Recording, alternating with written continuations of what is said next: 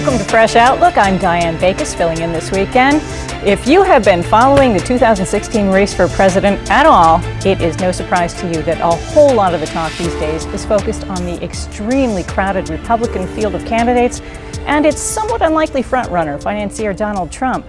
24% of registered Republicans and Republican-leaning independents say they want Trump in the White House, and what a ruckus this man is raising. Let me introduce three gentlemen right now who are going to share their perspectives on this rather raucous race. I love alliteration. Immediately to my right is David Goodman, who is team leader of the Central New Jersey chapter of Represent Us. Thank you for coming. And we also have Alain Sanders, political science professor at St. Peter's University, and the ever-familiar Dr. Bart Rossi, political psychologist. Thank you all for being here today. Our pleasure. First of all, this brouhaha over Donald Trump.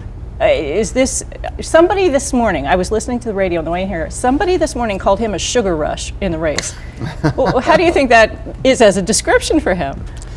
Well, Yeah, you know, I think Donald Trump is going to be much more of a factor in this campaign than we think. I heard comparisons made this week between his rise and Michelle Bachmann and Herman Cain in 2012, and I don't think that's the right comparison. So you're not thinking he's just a fad of the day or flash actually, in the pan? I think he could be the Ross Perot of 2016, to be very honest with you. I disagree. I think this is just summer stock theater. I think it's very dramatic theater. It's very dramatic theater, and I think he's part of the media creation, and he knows how to exploit the media very well. But when people start to think about really who they want to be president, and I always come back to the fact that the first responsibility or the first major responsibility of the president is national defense. When they come to think about who should have that finger or that thumb on the button, I think people will start to come away from Mr. Trump. I think he makes good theater. It's summer. Not too many people are paying attention. But his fan base sure is. Yeah, but I think his fan base will realize that maybe bombast is one thing when you're campaigning, but when you're president of the United States, I think your mouth has to be a little more controlled. Well, what do you think? I think he does have some staying power. I think he could last in the race because he's appealing to someone. And who are they? I think it's the extreme right wing of the Republican Party, and we don't know exactly what that percentage is. It might be 20, that might be the ceiling, it might be 30, it could be 40%, where they really like someone who is unfiltered, who comes across as really brash and is not a real politician. And also, these people are quite angry. They really don't like immigrants. They're not too fond of minorities. They're tough people who can relate to this guy. And that's why I think he's not the same as a Bachmann, or he's not the same as a Rudy Giuliani. I think he has some staying power, although I do agree with Alan, this is a lot of theater, but he happens to be good at that. Yeah, but I like to disagree with my friend Alain Sanders. It makes for some good conversation. I think that what Donald Trump has going for him is he's connecting with the disaffected Tea Party wing of the Republican Party. I mean, that group emerged in 2010, and they've since then been somewhat marginalized, and so I think he's making that connection. The other factor, which of course is my main concern, where Alan and I have some interesting differences, is I think the big money factor is going to be predominant in this campaign through the conventions, through 2016, in ways that we haven't seen before.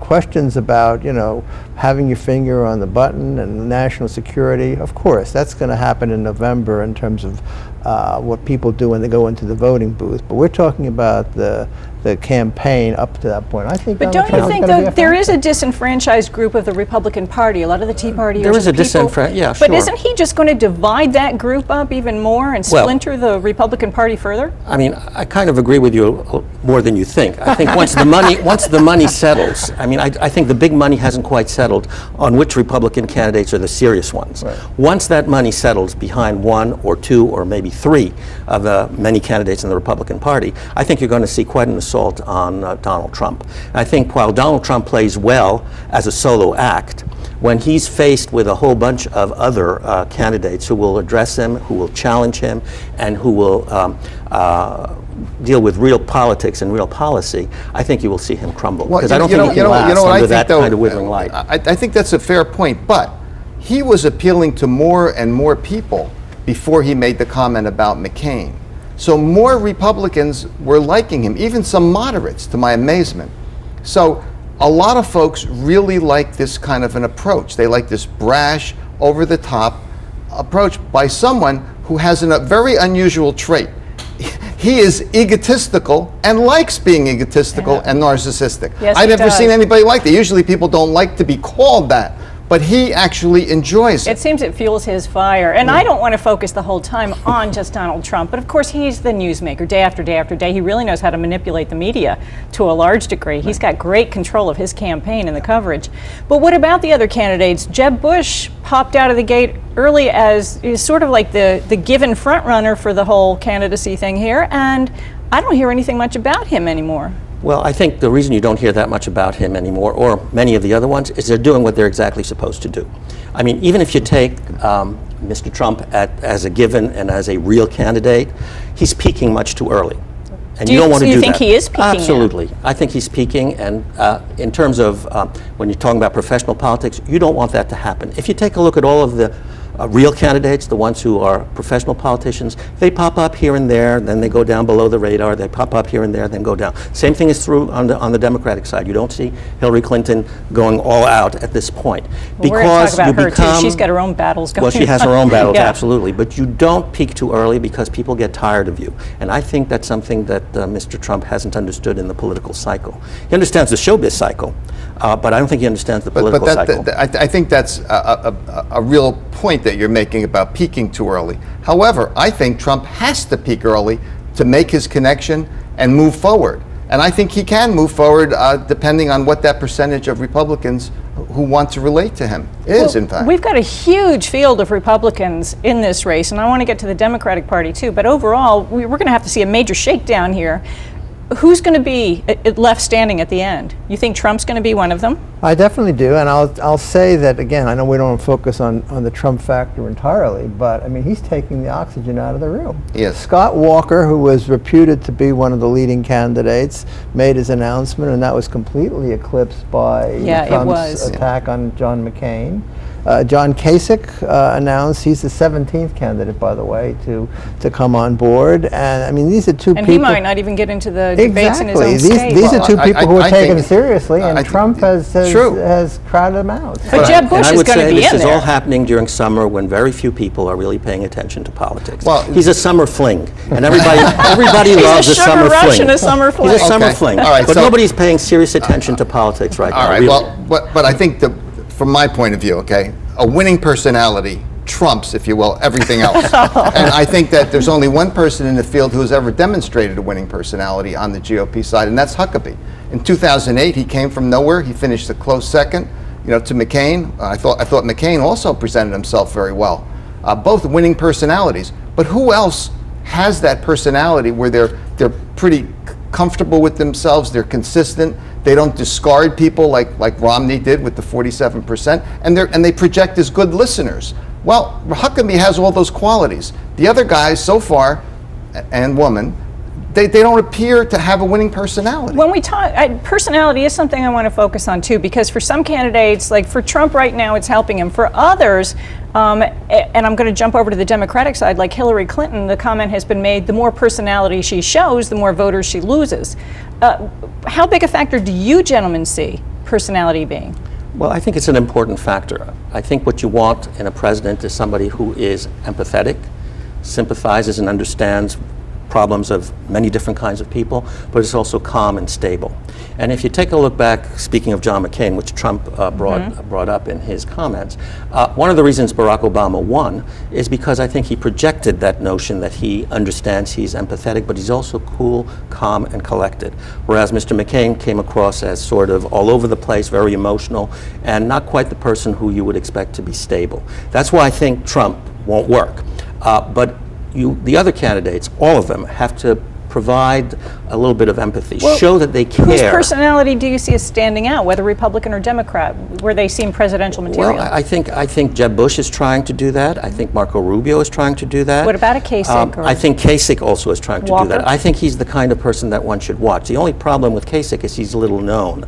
I think he could be the person that emerges if the front runners, and the front runners right now are people like Rubio and Jeb Bush, on the serious side of things, if they falter, I think you might see John Kasich rise in the polls and be more successful. I really think, though, Alan, that personality is really way beyond anything else when it comes to presidential politics. It's not like it's just important, it is the most important factor. Richard Nixon? But Richard Nixon, it's a whole other story. There's always an exception, you know? There's always, every rule there's an exception. However, today, especially in this age, the electronic age, personality is so far ahead because people want to connect to somebody. And this is not about likability. This is not about some empathy and some likability. It's about connection to somebody, and you're going to give that person your vote. And to do that, you have to have these traits that I mentioned before. You really have to be comfortable in your own skin. Romney didn't have that. McCain did. At least he got the nomination. And some of these guys, I don't think they're comfortable. I don't think they're consistent. I don't think they're good listeners. They don't project it. There's only one guy, and that's Huckabee so far, who looks like he could actually pull it together. Well, let me switch to the other side for a second, because Diane, I think the candidate who's showing connections to the populace is Bernie Sanders. I mean, whether you like whether you agree with his politics or not, here you have this 70-plus-year-old, rumpled-looking guy. He certainly isn't well-known hair. He isn't telegenic. He doesn't have a big quaff. But he's connecting to issues that people care about, or certainly a segment, a large segment. He had 10,000 people at a rally in Madison, Wisconsin 2 weeks ago. I mean, you know, that really blows you away. But he has all the traits also of a winning personality. I agree with you 100%. No. I think that he is like Huckabee, though. He's so far on the left and Huckabee so far on the right, but they're almost too extreme for most people. I think the Clinton campaign is looking in the rearview mirror where Bernie Sanders is concerned. They're much more concerned about... Well, in the Clinton about campaign, now just this morning, all the news is about Hillary having to testify again about what happened in Benghazi, and we're still waiting through 55,000 emails or something, so... I mean, she has problems there. And does she? But is she still there. solidly going to... Well, I mean, one can't predict a year from now what's going to happen, but you speak about empathy and sympathy. I mean, she has a lot of support among women. She represents a major force among women, and there are many women who sympathize, who empathize with her. You should not forget that. I mean, every candidate will hit a chord with one segment of the population, and I think you're right, Bernie Sanders has hit a chord with the liberal wing of the Democratic Party, but that will not secure the nomination for him. Well, I'm not saying that. And so what you have to look at is a personality that can sympathize, but sympathize with a broad range of people. Well, she I has think all so the traits. far, so far, I think she has that, but you have to watch out for those emails. I think that's an Achilles heel, and we need to know a little bit more about how that develops. I think opponents to her, and this will come principally on the other side from Republicans, are going to be attacking issues that her husband was attacked on, issues of character, of trust, and so forth, rather than policy and political judgment. So I think... But she presented herself very well in 2008. She presented herself. She lost to someone, Obama, who was quite spectacular in how he presented himself. He was really over the top, stupendous, really, in his campaign and how he presented his personality. That's who she lost to. It wasn't that she had a losing personality. I think she knows how to project herself around the issues, and I think that's going to be something that she's going to have to show, though. Yeah. What about other names that are out there like O'Malley? And so there are a lot of people who seem to have thrown their hat in the ring where we're sitting here going, who?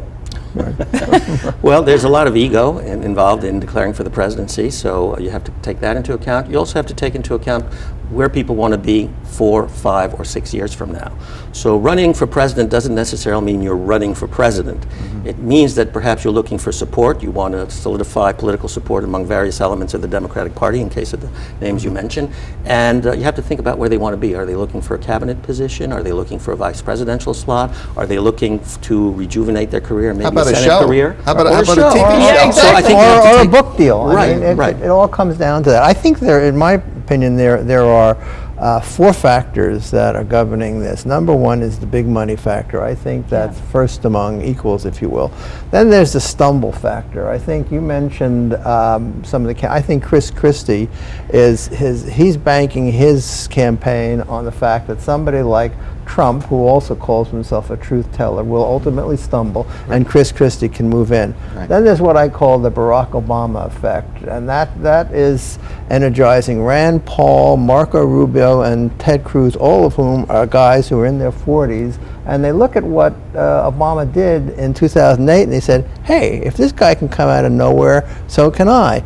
And the final factor is what I call the experience factor, and this is what's driving John Kasich and Lindsey Graham. These are guys who are saying, wait a second, I don't want to just turn this over to these upstarts. I've got the real experience. So I think there are several factors at play here, and I think you can probably apply the same to the Democratic side as well. But again, from my point of view, big money trumps, I'm sorry. And on that, we're going to have to probably wrap this up. We're going to run out of time here, but I think it's going to be a fascinating year ahead, watching what happens here and seeing who's left standing. And our discussion here is going to heat up in just a moment. We're going to be talking about climate change. Stay with us.